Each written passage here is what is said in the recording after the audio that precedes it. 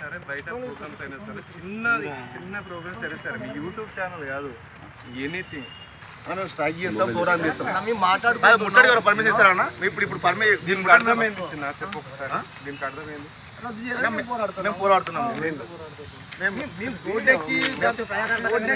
ప్రజలకు ఇబ్బంది పెట్టే పనులు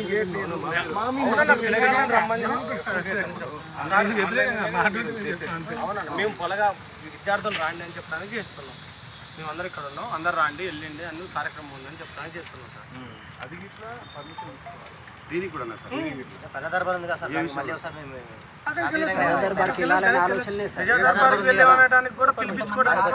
ఎన్ని రోజులు ప్రజా దర్బార్ ఇష్యూ చేయడానికి అంత గ్యాజర్ చేస్తారు. ఏం లేదు సార్, మీరు ఎందుకు వచ్చి ఏ ఉద్దేశంతో మాట్లాడుకుంటాం